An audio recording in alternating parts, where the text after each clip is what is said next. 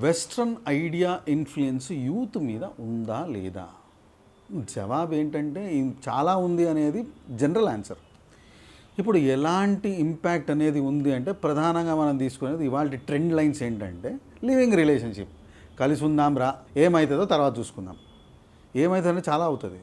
First point ఏంటంటే ఒక living రిలేషన్షిప్లో ఉన్నప్పుడు ఏ సిచ్యువేషన్ ఎప్పుడు తారుమారవుతుంది అనేది తెలియదు.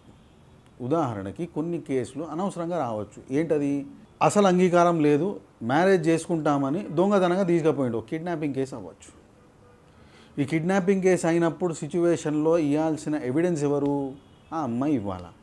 కాదు నన్ను తీసుకుపోయిండు అని చెప్పింది అనుకోండి, ఈడు ఇరుక్కుంటాడు. Living relationship abduction kidnapping case పడుతుంది.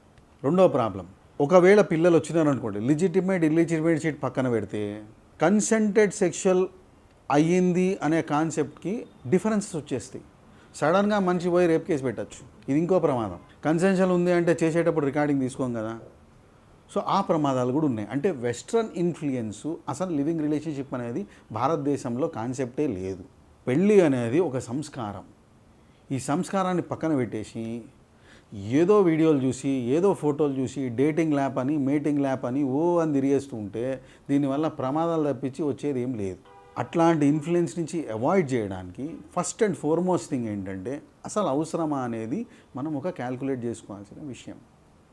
రెండో మోస్ట్ ఇంపార్టెంట్ పాయింట్ ఏంటంటే పర్సనల్ థాట్ ప్రాసెస్ అనేది ఏమిటి? నా జీవితంలో నాకు కెరియర్ ఇంపార్టెంటా, అనవసరమైన విషయాలు ఇంపార్టెంటా అనేది ఒక ఎనాలిసిస్ చేసుకోవాలి.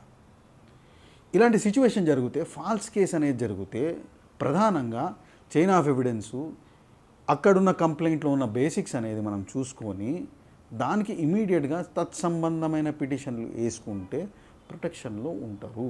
అనవసరమైన పరిస్థితులు వచ్చి లేదు లివింగ్ ఇన్ రిలేషన్షిప్ బాగుంది అన్నప్పుడు ఒక అగ్రిమెంట్ రాసుకోవడం బెటర్. ఆ అగ్రిమెంట్లో కంప్లీట్ డీటెయిల్డ్గా ఉండి ఈ రీజన్స్ వల్ల లివింగ్ రిలేషన్షిప్ మేము చేస్తున్నామనే ఒప్పందం ఉంటే దీనివల్ల కొంచెం బెనిఫిట్ ఉంటుంది. తిట్టడం కామన్ కానీ కొంచెం బెనిఫిట్ ఉంటుంది. ఇట్లా ఎక్స్ట్రీమ్ సర్కమ్స్టాన్స్ ఉన్నప్పుడు రిస్క్ తక్కువ ఉంటుంది అనేది ఒక అభిప్రాయం మాత్రమే. బెస్ట్ కాన్సెప్ట్ ఏంటంటే అసలు అవాయిడ్. ఇన్ఫ్లుయెన్స్ ఉండి చేద్దాము అనుకుంటే కొంచెం ప్రొటెక్షన్గా అగ్రిమెంట్ బేస్ మీద చేయడం అనేది ప్రధానం.